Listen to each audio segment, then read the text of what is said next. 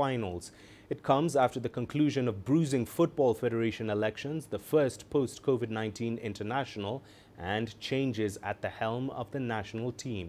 CGTN's Mohammed Abubakar tells us more. The Kenya national football team Harambee Stars enjoyed its first outing since December last year during October's FIFA international break. Action-starved local fans celebrated victory when Kenya edged Zambia 2-1 in an international friendly played on the 9th of October. For the first time we are back in many months, and this is a big job because we need to get the players fit and ready. And I want to say that we have fully implemented the protocols that have been recommended by FIFA and that we have forwarded to the ministry. Every player has their mask. They're going to have 2 pairs of kit. They will have they have a big bus, so they have social distancing in the hotel and everything that they're trying to do, even in their sitting arrangements and their eating and everything. I have personally been there and seen it. Since then, Kenyan football has endured a busy and defining period. Nick Mwendwa was given the mandate to lead Football Kenya Federation for a second term. The incumbent convincingly won the twice postponed national elections on the 17th of October. His first act upon re-election was to unveil a new head coach for the national team. Jacob Ghost Mulee, who is no stranger to the position, has been reappointed for his 4th stint at the helm. Mulee's brief is to qualify Kenya for the Cameroon 2022 African Cup of Nations and Qatar 2022 World Cup finals. His first games in charge are AFCON 2-legged qualifiers against Comoros in Nairobi and Moroni in the November international break. Those are 2 very tough games and very important. However, I believe that with the team that I saw against Zambia, the team that has played the first 2 games, there is every possibility that we can be able to go back to the African Cup of Nations.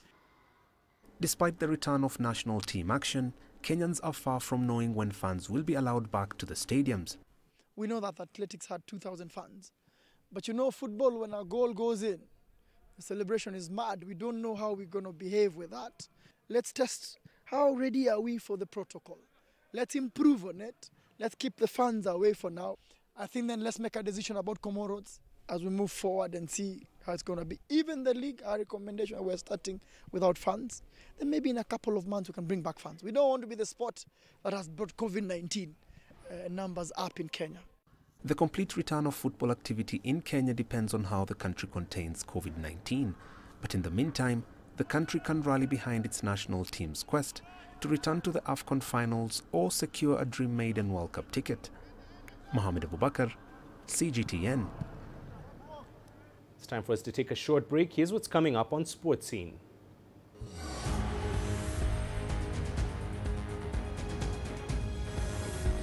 New 60,000-seater Olympic Stadium gifted to Côte d'Ivoire by China opens to fanfare in Abidjan.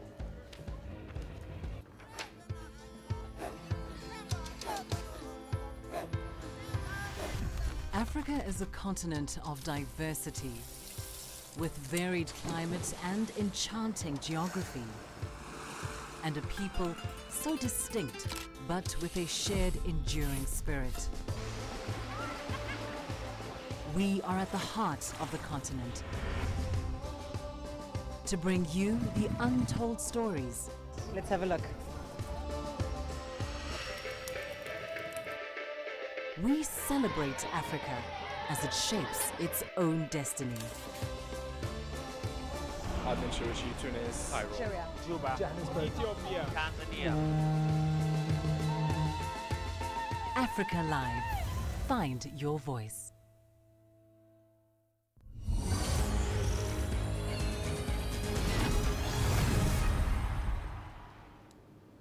Welcome back over to Côte d'Ivoire, where the new Olympic Stadium donated and built by China is now open. The facility located in Ebimpe on the outskirts of Abidjan has been constructed for the 2023 CAF African Cup of Nations tournament. CGTN's Wanja Mungait has more on the latest African sporting iconic venue. Named the Arc of Triumph, the Abimpe Stadium covers 20 hectares with a vast Olympic village spanning 287 hectares surrounding it. Dedicated to President Alassane Ouattara, its construction by Chinese firm Beijing Construction Engineering Group took nearly 4 years. With a capacity of more than 60,000 seats, it is one of the largest and most modern in Africa.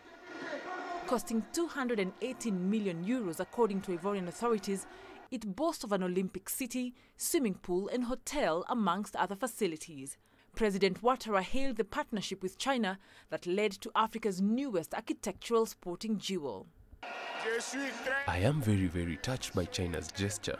I would like to say thank you to President Xi Jinping. I'm proud of the Sino-Ivorian cooperation. This is just the beginning, because there are other stadiums that we are building in Buok, Korhogo, Yamoussoukro, San Pedro that are valid for the 2023 African Cup of Nations in Côte d'Ivoire. China and Côte d'Ivoire are good partners on the road to development. The list of the fruits of mutually beneficial cooperation continues to grow. Many projects have been realized, and other projects are progressing well. The new facility will replace the 40,000-seat Houphouët-Boigny Stadium located in the center of Abidjan as the country's national stadium. Its inauguration ceremony with a great show of dance and music took place in the presence of 50,000 people, all grateful for China's gesture. China has nothing more to prove in terms of expertise. It is at the same level as European countries, and even beyond. We thank China for the beautiful stadium it has offered us. China has extraordinary expertise. I'm moved by the work that has been carried out, because this stadium is an incomparable masterpiece, a first in Côte d'Ivoire, particularly in the city of Abidjan. The Ivorian Championship is no longer as it used to be, but with the inauguration of this stadium, which pitted our two big clubs, ASEC and Africa, the value of Ivorian football will be further enhanced. This stadium, in a word, will enable young Ivorians to participate in the matches of our championships.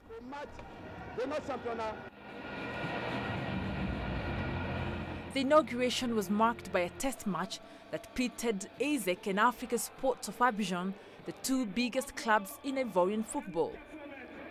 It marked the first sporting event of the year since the suspension of national competitions due to COVID-19. The Abimpe Stadium is scheduled to host the opening match and the final of the 2023 Africa Cup of Nations. Wanjamungai, CGTN.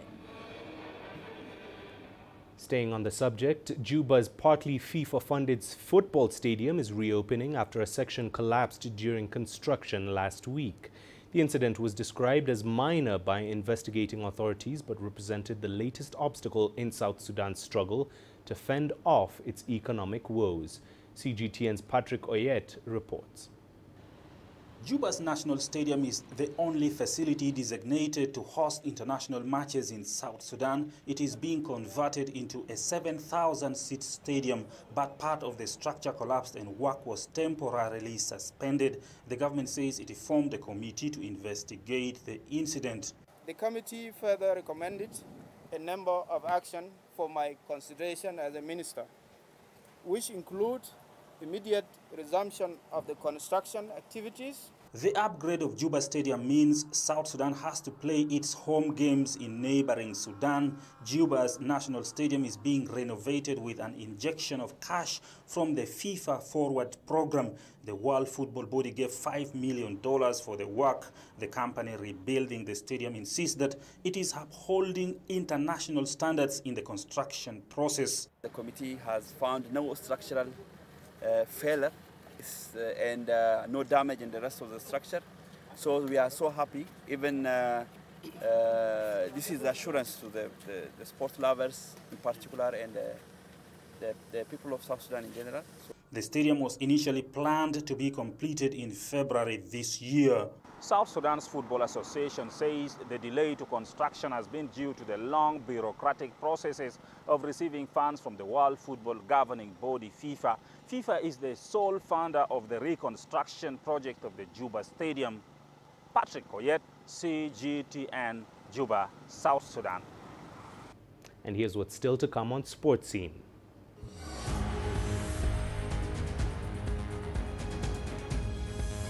Trailblazing Simba CEO Barbara Gonzalez changes perceptions about women in African football leadership.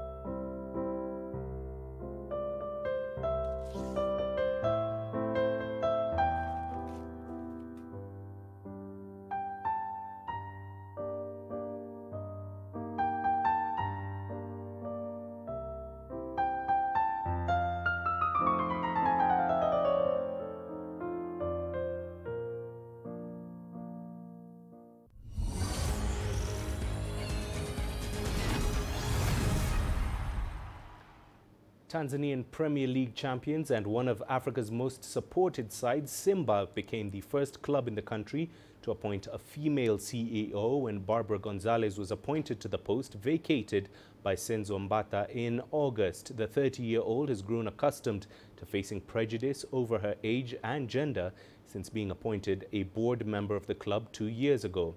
CGTN's Daniel Kijo spoke to Barbara and started by asking her about her historic appointment. Born and raised in Dar es Salaam, grew up here up until the age of 18, moved to New York to do my undergrad in economics, then moved to London to LSE to do my master's in development management, and then moved back home because I said I want to make a change, I want to be in development, but where best to do development? Should I be sitting in an office in London or should I be in my home country? So I decided to move back, and I was in consulting. And at the time I said I really want to make a change. I want to work for organizations that have an impact. And that's when I moved into the role of being head of the Mo Dewji Foundation, but also chief of staff to Mohamed Dewji.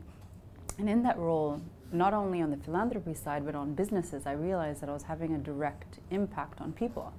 And that's when I came about my role at Simba and my engagement as a board member, but also on the sidelines as a negotiator throughout this transaction. So if you had asked me 15, 20 years ago, would I have been in this position? Absolutely not. Well, Barbara, we know that obviously football is a male-dominated sport. Males good. Most of the fans are males. And, you know, after your appointment, we saw some disagreements from high-level individuals and some fans that, you know, maybe don't deserve to be CEO. How did you handle this prejudice, and what do you tell the haters? I think for me, I've just blocked my ears. That's one thing that I learned from my former boss. Doubt will always be there, whether you're elected MP, Diwani, and so on and so forth. Doubt will always be there. But I think my experience speaks for itself. Those that were naysayers were able to look at my CV, look at my credentials, ask questions, reach out to people that I've engaged with and worked with. And when they got the references that they got, they realized that all the queries that they had and the doubts that were lingering in their head were just squashed immediately because my experience and my CV speaks for itself. So Simba is a big club that has over 20 million fans in Africa and across the world. Now, it's won titles, it has a lot of fans with expectations. So what are your immediate plans now as CEO to take Simba to that next level? My role is not only to engage, as I said, digitally or on the pitch, but also to engage socially, for them to feel closer and closer to us. And not just in Dar es Salaam, but outside. We started with Dar es Salaam. During Simba Day, we had a major event outside to bring people to a social setting for us to celebrate together. And then we took it a step further. We said, let's go up country. We're going to Dodoma, let's celebrate with people in Dodoma to show people that Simba is not just a club for people in Dar es Salaam, it's a club for Tanzanians. So you've started the journey of building Simba to become a global football brand. You have a lot of fans expecting things, but I'm sure the challenges that you anticipate. So what are some of these challenges and how will you deal with them? Football is driven by results, and results are on the pitch. So for me as a CEO, my role is to facilitate the team to perform well. And what does that mean? Facilitating them in terms of equipment, in terms of food, but also in terms of lifestyle. If you give each player and each person on the technical bench the right state of mind, the right investment, the right coaching, they'll be able to succeed. And if we invest heavily on capacity building, on bringing the right players on board, on bringing the right technical bench on board, you'll succeed. And therefore, that is your mini formula for you to succeed on the pitch. Now, outside the pitch, you have the bigger role of fan engagement. You know, how do you keep everyone intrigued, these 20, 30 million people intrigued, is to engage. Create the right content digitally, create the right events outside, but also to create an experience.